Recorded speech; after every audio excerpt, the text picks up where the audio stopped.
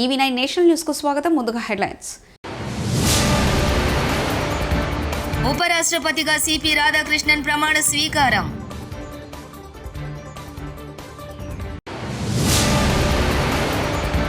Telugu cinema ఇప్పుడు global cinema అవుతోంది. పవన్ కళ్యాణ్.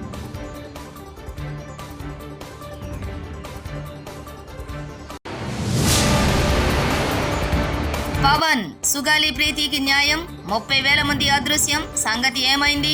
వంగవీటి నరేంద్ర.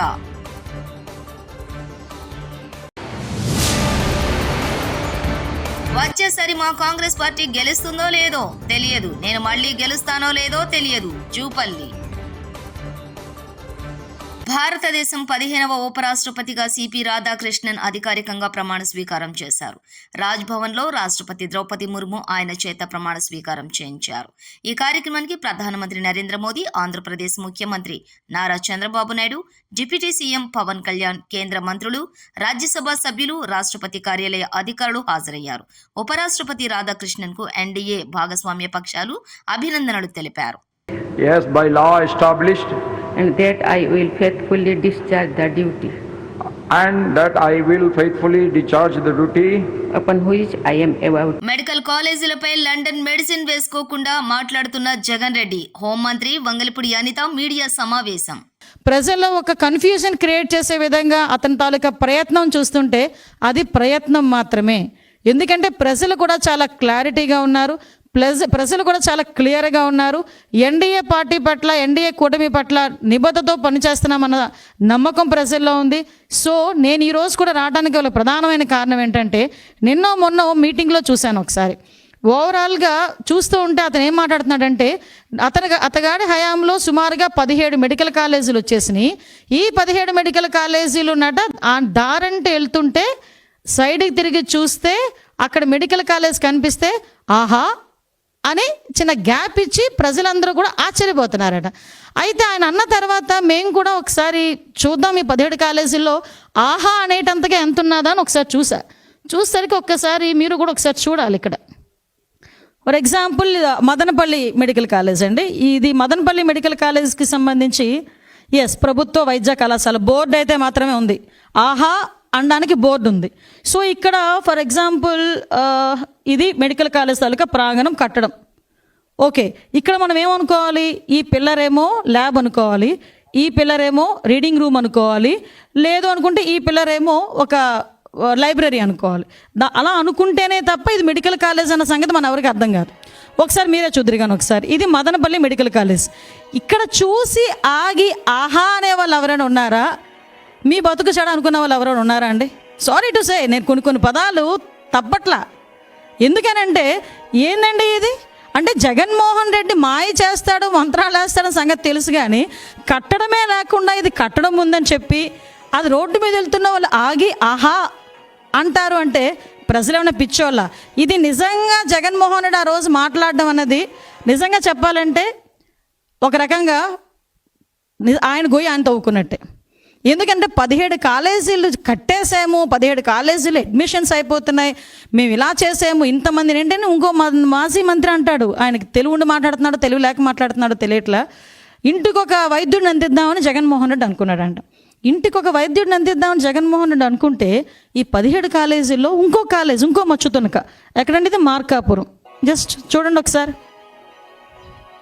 ఏ స్టేజ్లో ఉందో ఒకసారి చూడండి. తెలుగు సినిమా ఇప్పుడు గ్లోబల్ సినిమా అవుతోందని ఏపీ ఉప ముఖ్యమంత్రి, సినీ నటుడు పవన్ కళ్యాణ్ అన్నారు. ఢిల్లీ పర్యటనలో భాగంగా నేషనల్ స్కూల్ ఆఫ్ డ్రామా కార్యాలయాన్ని ఆయన సందర్శించారు. ఈ సందర్భంగా మాట్లాడుతూ ఎన్ఎస్డీని చూస్తే మినీ ఇండియాలా దర్శనమిస్తోందని చెప్పారు. తనకు నటన నేర్పిన సత్యానంద్ ఎన్ఎస్డీ గురించి గొప్పగా చెప్పేవారని గుర్తు చేసుకున్నారు. కళలు లేకపోతే సమాజంలో హింస ప్రబలుతుందని వ్యాఖ్యానించారు. ఏపీలో ఎన్ఎస్డి క్యాంపస్ ఏర్పాటు చేసే ఆలోచనలో ఉన్నామన్నారు. క్యాంపస్ ఏర్పాటుపై సీఎం చంద్రబాబుతో చర్చిస్తానని తెలిపారు. కళారంగం కానీ, నాటక రంగం కానీ ఇది కైండ్ ఆఫ్ ఒక సైకలాజికల్ థెరపీ కూడా వస్తుంది. ఆర్ట్ లేకపోతే సొసైటీ విచ్ఛిన్నం అవుతుంది. కళ అనేది చాలా చాలా అవసరం. అందుకని art is very essential for the good health of democracy. అందుకని దీన్ని జస్ట్ నేను సినిమా పరంగా కాకుండా any good art, any fine arts are very essential for the health of democracy. I think India government under the leadership of PM Modi ji is doing an amazing job, and letting the NSD National School of Drama as an autonomous body than before, and introducing Bharat Muni into this is the cultural ethos of our nation. Introducing Bharat Muni after post 2014, and that will bring a profound change in the existence of this and running of this institution. You have to really fight it out. It is like IIT. And చాలా capacity ఉండాలి, and that an amazing thing ఏంటంటే వాళ్ళందరూ different parts of the state. అంటే each state has got only 2 or 3 seats, I think 2 seats or 1 seat, something like that. And entire India is being mini India. And people can interact with each other, different languages, different cultures, but they all think as one unit as Bharat. I think నాకు అది బాగా నచ్చుతుంది ఎన్ఎస్డీలో. నేను acting నేర్చుకున్నప్పుడు ఇక్కడ చదివిన ఇక్కడ చేసిన సత్యానంద్ గారు కొంతకాలం ఉన్నారు ఇక్కడ. సో ఆయన నాకు చెప్తా ఉండాలి ఎన్ఎస్డి గురించి. సో నాకు ఆ ప్యాషన్ ఉండిపోయింది చిన్నప్పటి నుంచి, నేను నేర్చుకున్న ఫార్మేటివ్ ఇయర్స్ నుంచి. సో ఇప్పుడు ఢిల్లీ వచ్చినప్పుడల్లా బుక్ షాప్ తనకి వస్తాను. కొంతమంది హిందీ రైటర్స్ పుస్తకాలు, నాటకాలు ఇవన్నీ చదవటం. It's great experience. అండ్ ఇంతకుముందు కూడా గతంలో కూడా ఉమ్మడి రాష్ట్ర ప్రభుత్వంలో వచ్చినట్టుంది. నేను ఖచ్చితంగా అది పరిశీలిస్తాను. అంటే మనకి Telugu cinema become global phenomenon. అలాగంటే నేనేం నమ్ముతున్నానంటే art form first primary responsibilities to heal the people. అంటే సినిమా లేకపోతే కానీ, ఆర్ట్ ఫామ్ లేకపోతే వైలెన్స్, ఆటపాట లేకపోతే వైలెన్స్ పెరిగిపోతుంది. మనుషులకి ఏం అంటే ఆటపాట, ఫైన్ ఆర్ట్స్ ఇవన్నీ ఏంటంటే it is an outlet of our inner turmoil, inner crisis. ఇది ఆర్ట్ అనేది ఎప్పుడు దీన్ని బయటికి తీసుకొస్తుంది.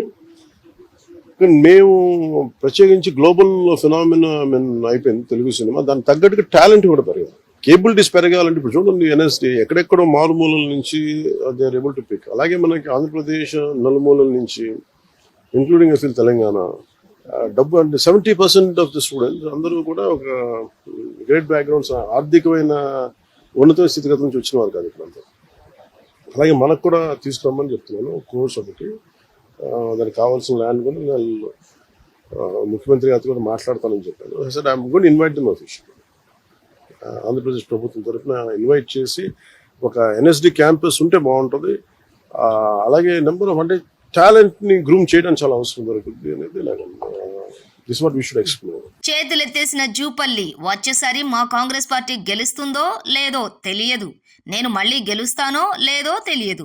ఇందిరమ్మ నమూనా గృహ ప్రారంభోత్సవం సందర్భంగా సంచలన వ్యాఖ్యలు చేసిన మంత్రి జూపల్లి కృష్ణారావు, నేను హామీలు ఇవ్వను, ఎందుకంటే వచ్చేసారి మా కాంగ్రెస్ పార్టీ గెలుస్తుందో లేదో తెలియదు, అందుకే నేను హామీలు ఇవ్వను, నా వంతుగా ప్రయత్నం మాత్రం చేస్తా, నా నియోజకవర్గంలోనూ హామీలు ఇవ్వను, ప్రజలకు ఏం పనులు కావాలో అవి చేస్తా.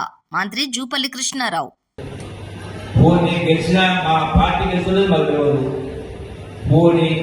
మా ప్రభుత్వం తెలియదు, ఇప్పుడు మా ప్రభుత్వం వచ్చిన స్కీమ్స్ తెలియదు, నాకు దేవుడి నుంచి అంటే ఇచ్చారంటే ఇస్తా చెప్తా. మరి ఎవరో ఇదానికి ఏమని తెలియడానికి అది మోసం మాట కాబట్టి నా హామీ ఇప్పుడు కూడా మీరు అడిగినట్టు నా ప్రయత్నం చేస్తా. ఒకరినొకరు పొగుడుకున్న కాంగ్రెస్ మంత్రి పొంగిలేటి శ్రీనివాసరెడ్డి, బీజేపీ కేంద్ర మంత్రి బండి సంజయ్ పెద్దన్న, మిత్రులు బండి సంజయ్ అంటూ పొగిడిన పొంగిలేటి డైనమిక్ లీడర్, నా సోదరుడు అంటూ పొంగిలేటిని పొగిడిన బండి సంజయ్. బండి సంజయ్ గారికి ఈ కార్యక్రమానికి హోస్ట్గా చేసే అవకాశం రావటం, ఈ శాఖకి ఎంఓఎస్ మినిస్టర్గా మా పెద్దన్న సంజయ్ ఉండటం, मंच पर आसीन मेरे भाई तेलंगाना राज्य के dynamic leader cabinet minister Shri Pongireddy Srinivas Reddy ji, రాజ్యాంగం గురించి మాట్లాడే డిప్యూటీ సీఎం పవన్ కళ్యాణ్కు ఏపీలో జరుగుతున్న దారుణాలు కనబడుతున్నాయా అని ప్రశ్నించారు వైఎస్ఆర్సీపీ అధికార ప్రతినిధి వంగవీటి నరేంద్ర. ఈరోజు తాడేపల్లిలో వైఎస్ఆర్సీపీ ప్రధాన కార్యాలయం నుంచి మాట్లాడిన వంగవీటి నరేంద్ర. సుగాలి ప్రీతి కుటుంబానికి న్యాయం గురించి ఎన్నికలకు ముందు మీరు మాట్లాడిన మాటలను గుర్తు చేస్తే దాడి చేస్తారా? ఇదేనా రాజ్యాంగబద్ధమైన పాలన అంటే? లక్షల పుస్తకాలు చదివిన పవన్ రాజ్యాంగాన్ని చదివారా?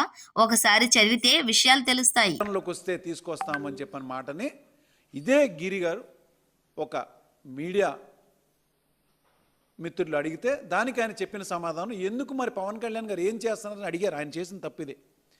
దానికి పవన్ కళ్యాణ్ గారిని నువ్వు అనేంతటి వాడు అని చెప్పని ఇప్పుడు మీకు చూపించినటువంటి కొరియర్ సీను ఇంకొక 50 మందిని తీసుకుని వెళ్ళి ఒక చిరు వ్యాపారిని ఇంత దారుణంగా, ఇంత అమానుష్యంగా వాళ్ళు ఆయన షాప్ని ధ్వంసం చేసింది కాకుండా ఇలా మోకాళ్ళ మీద నుంచోబెట్టి నువ్వు క్షమాపణ చెప్పు అని చెప్పని చేసినటువంటి విధానం ఏ రాజ్యాంగంలో ఉంది?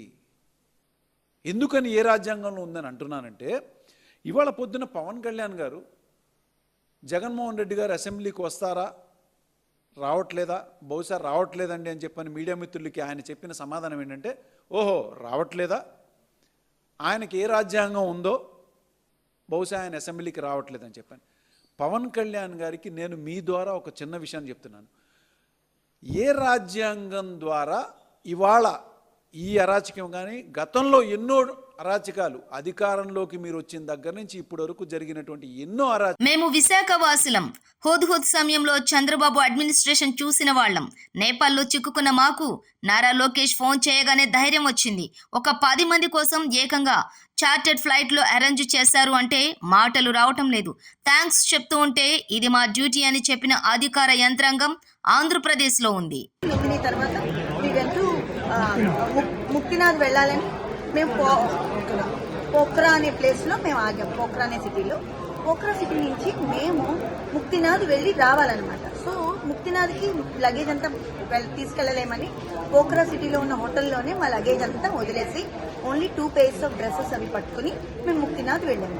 ముక్తినాథ్ దర్శనం అయ్యి మేము వెనక్కి వస్తున్నప్పుడు మేము ఇంకా పోఖ్రా సిటీ ఎంటర్ అవ్వకముందే మాకు మా డ్రైవర్, మేము ఏ డ్రైవర్తో మేము ఇండియా నుంచి వెళ్ళామో ఆ డ్రైవర్ మాకు ఫోన్ చేసి మీ హోటల్ దగ్గరికి రాకండి, చుట్టుపక్కల చాలా దారుణంగా ఉంది పరిస్థితి, హోటల్ కాల్ చేశారు అని చెప్పారు.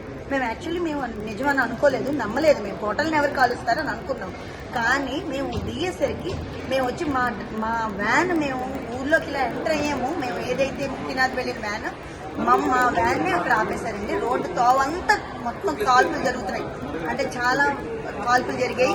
ఆ గవర్నమెంట్ ఆఫీసర్స్ అవన్నీ కాల్చడం మేము చూసాం ప్రత్యక్షంగా పోఖ్రా సిటీలో. అది చూసి మా డ్రైవర్ చాలా చాకచక్యంగా సందుల్లోకి తీసుకెళ్లి ఒక సందులో పెట్టి మమ్మల్ని నిలబెట్టాడండి. ఉపరాష్ట్రపతిగా సిపి రాధాకృష్ణన్ ప్రమాణ స్వీకారం.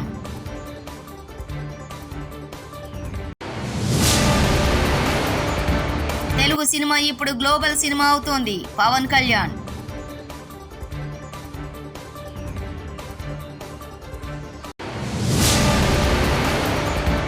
పవన్ సుగాలి ప్రీతికి న్యాయం, 30,000 మంది అదృశ్యం, సంగతి ఏమైంది? వంగవీటి నరేంద్ర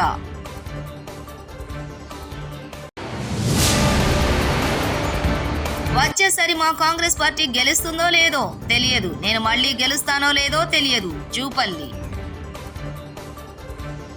ఇవి బులెటిన్ విశేషాలు. చూస్తూనే ఉండండి EV9 నేషనల్ న్యూస్.